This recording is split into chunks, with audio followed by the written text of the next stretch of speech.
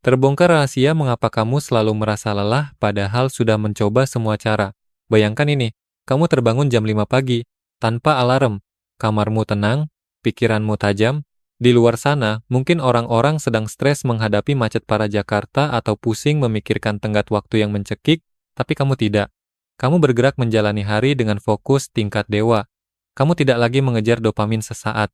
Kamu sedang berubah menjadi sosok yang berbahaya secara perlahan, damai, dan penuh kekuatan. Terdengar mustahil, bukan? Salah besar, ini hanyalah kebijaksanaan kuno Jepang yang belum kamu ketahui. Mari kita jujur, kamu tidak butuh trik produktivitas lagi. Kamu sudah mencoba masuk klub bangun jam 5 pagi, memakai teknik Pomodoro, menyusun jadwal yang rumit, dan meniru rutinitas pagi estetik yang viral itu.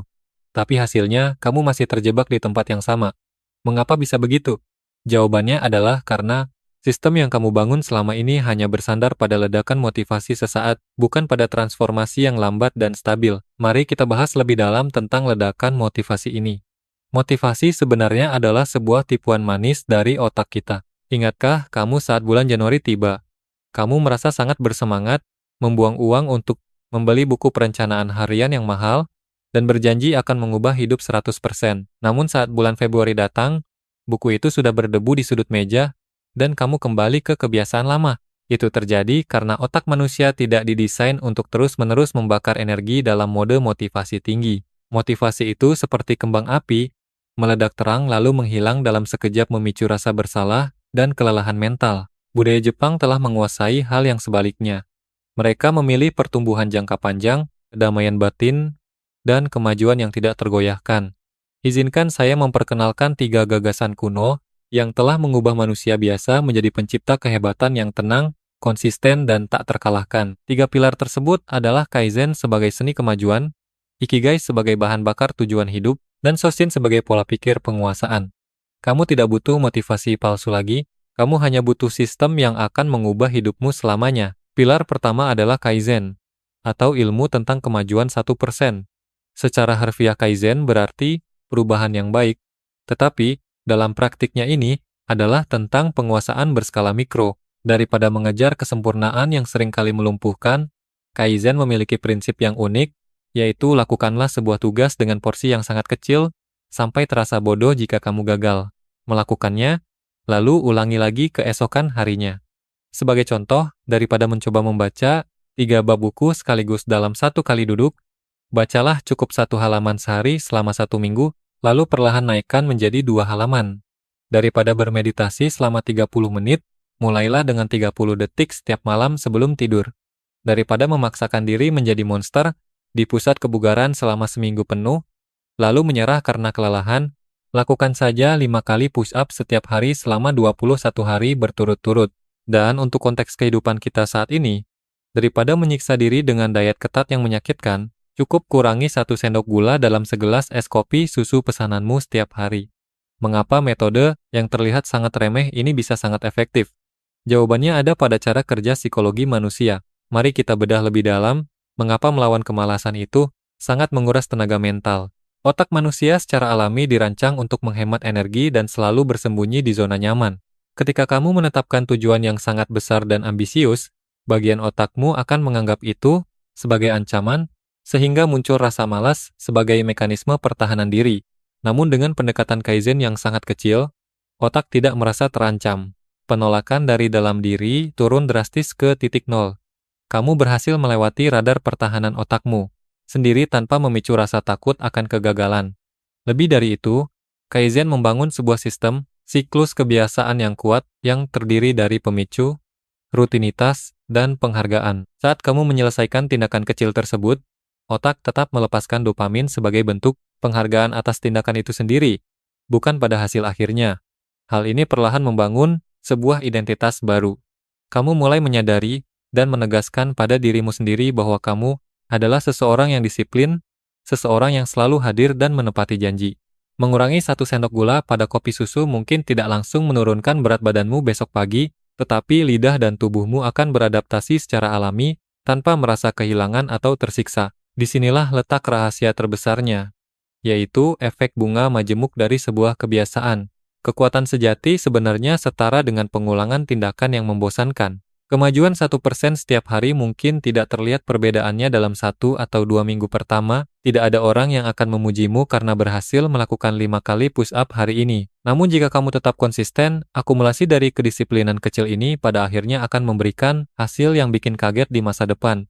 Disiplin kecil yang diulang setiap hari pada akhirnya akan selalu mengarah pada terobosan raksasa dalam hidupmu. Pilar kedua adalah Ikigai, yang akan menjadi bahan bakar untuk tujuan hidupmu. Ikigai bukan sekadar diagram yang terlihat manis di internet, melainkan obat mujarab untuk menyembuhkan penyakit kehampaan manusia modern. Saat ini, banyak sekali anak muda yang sedang berjuang menghadapi krisis seperempat abad atau krisis identitas di usia 20-an. Banyak dari kita yang tanpa sadar menjalani hidup dengan mode otomatis.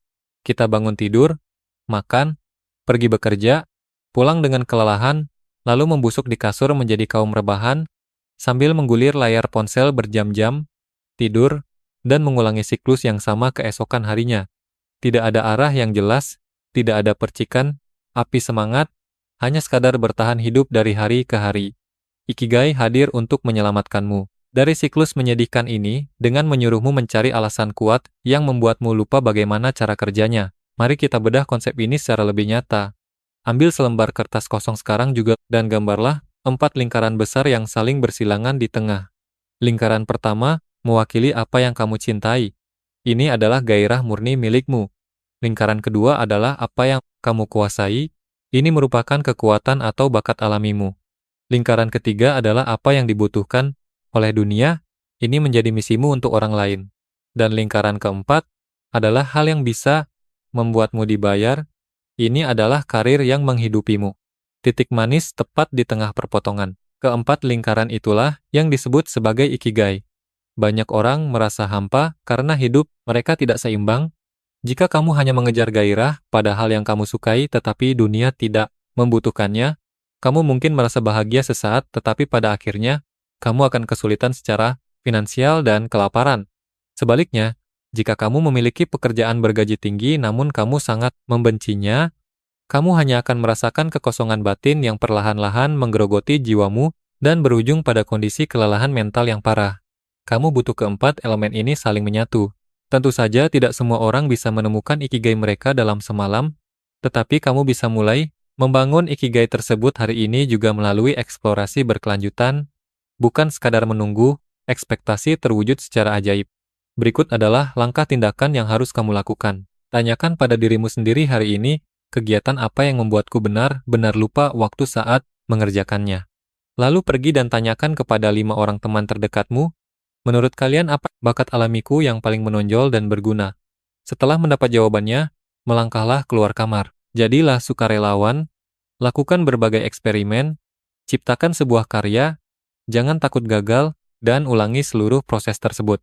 Satu pelajaran terpenting di sini adalah jangan pernah membabi buta mengejar gairah. Tetapi kejarlah rasa ingin tahu. Gairah seringkali menyesatkan, tetapi rasa ingin tahu akan menuntunmu pada penemuan jati diri yang sesungguhnya. Karena begitu kamu menemukan sedikit saja petunjuk tentang Ikigai milikmu, rutinitas bangun tidur di pagi hari akan langsung berubah menjadi sesuatu yang sangat mendebarkan. Kamu tidak lagi membutuhkan tujuan-tujuan jangka pendek yang semu untuk memaksamu bergerak. Kamu berhenti menjadi kaum rebahan yang tidak punya arah. Pada titik ini, kamu tidak lagi sekadar bertahan hidup, melainkan mulai membangun sebuah warisan, kehidupan yang bermakna. Pilar ketiga adalah Shoshin, yang merupakan pola pikir seorang pemula untuk meraih kemenangan sejati. Inilah jebakan terbesar dalam perjalanan hidup manusia. Ketika kamu perlahan menjadi lebih baik, lebih pintar, dan lebih kuat, penyakit berbahaya bernama kesombongan akan mulai meracuni pikiranmu. Kamu mulai merasa sudah cukup pintar, sehingga kamu berhenti belajar. Kamu mulai bersikap defensif ketika dikritik. Pada akhirnya, kemampuanmu akan berhenti berkembang dan jalan di tempat. Ini adalah fenomena psikologis nyata yang sangat merusak. Banyak orang di luar sana sedang terjebak di puncak gunung kebodohan, sebuah kondisi psikologis di mana seseorang baru mengetahui sebagian kecil informasi, tetapi merasa sudah menguasai seluruh alam semesta. Jika kita melihat ke media sosial di Indonesia hari ini, kita akan sangat mudah menemukan budaya si paling. Begitu banyak orang yang berlomba-lomba ingin tampil sebagai si paling tahu, si paling menderita, si paling sukses, dan si paling benar dalam segala hal. Padahal kenyataannya, ilmu yang mereka miliki sangatlah dangkal. Disinilah filosofi Shoshin datang untuk menampar ego dan kesombongan palsu tersebut dengan sangat keras. Shoshin mengajarkan bahwa dalam pikiran seorang pemula yang polos, ada banyak sekali kemungkinan hebat yang terbuka lebar. Namun sebaliknya, dalam pikiran seorang ahli yang angkuh, kemungkinan itu tertutup rapat dan menjadi sangat sempit. Secara sederhana, Shoshin adalah gabungan antara rasa ingin tahu murni seperti anak kecil dengan tingkat kerendahan hati yang paling radikal. Filosofi ini sebenarnya sangat sejalan dengan kearifan lokal kita, yaitu ilmu padi. Semakin berisi sebatang padi, maka ia akan semakin menunduk ke bumi. Ketahuilah bahwa para master kaligrafi Zen tingkat tinggi dan para guru seni bela diri legendaris pun masih terus berlatih dari dasar seperti seorang siswa baru. Di Jepang ada kalanya seorang guru besar pemegang sabuk hitam tingkat tertinggi sengaja kembali mengenakan sabuk putih saat berlatih. Mereka melakukan tindakan yang luar biasa, rendah hati itu untuk terus mengingatkan diri sendiri bahwa penguasaan ilmu adalah sebuah lingkaran tanpa akhir, bukan sebuah garis lurus yang memiliki batas akhir. Lalu bagaimana cara menerapkan Shoshin dalam kehidupan kita sehari-hari? Sangat mudah namun butuh kelapangan dada. Mulai hari ini, sebelum kamu belajar atau berdebat tentang sesuatu, katakan pada dirimu sendiri bahwa aku mungkin saja salah. Kemudian ketika ada seseorang yang tidak setuju dengan pendapatmu, jangan biarkan egomu meledak dan jangan langsung mengambil sikap bertahan. Alih-alih membalas dengan amarah, cobalah bertanya dengan tenang, apa maksudmu? Tolong jelaskan pandanganmu kepadaku. Terakhir, jadikan ini kebiasaan malammu. Tulislah satu pemahaman salah yang berhasil kamu buang hari ini dan satu ilmu baru yang kamu dapatkan. Ingatlah selalu bahwa Shoshin akan membunuh egomu, karena ego adalah racun, mematikan yang akan membunuh pertumbuhanmu. Tetaplah merasa bodoh dan jadilah seorang murid selamanya, karena itulah kode curang untuk menaklukkan dunia dengan tenang. Pilar keempat yang akan melengkapi sistem ini adalah kintsugi, yaitu seni bangkit dari kegagalan. Untuk menjadi sosok yang benar-benar tak terkalahkan, kamu tidak hanya butuh kemajuan terus-menerus dari kaizen, tujuan hidup yang jelas dari ikigai, dan kerendahan hati dari Shoshin. Kamu juga sangat membutuhkan kekuatan mental untuk menghadapi kehancuran yang pasti akan datang. Kintsugi adalah sebuah seni tradisional dari Jepang dalam memperbaiki benda-benda tembikar atau mangkuk keramik yang pecah, berkeping-keping menggunakan cairan emas atau perak. Dalam kehidupan modern, saat kita terjatuh dan hancur, insting pertama manusia biasanya adalah menyembunyikan luka tersebut atau langsung membuang mimpi impian kita karena merasa diri ini sudah cacat dan tidak berguna. Namun kintsugi mengajarkan filosofi kehidupan yang sangat berlawanan dengan anggapan tersebut. Kintsugi menyadarkan kita bahwa retakan, kelemahan, dan kegagalan dalam hidup bukanlah sebuah aib yang memalukan untuk disembunyikan di dalam lemari gelap. Sebaliknya, kehancuran tersebut adalah bagian dari sejarah dirimu yang pada akhirnya akan membentuk karaktermu menjadi jauh lebih indah, autentik, dan tidak bisa ditiru oleh siapapun. Mari kita hubungkan hal ini dengan realitas kehidupan kita saat ini. Mungkin hari ini kamu baru saja menangis di kamar karena ditolak wawancara kerja untuk kesekian kalinya.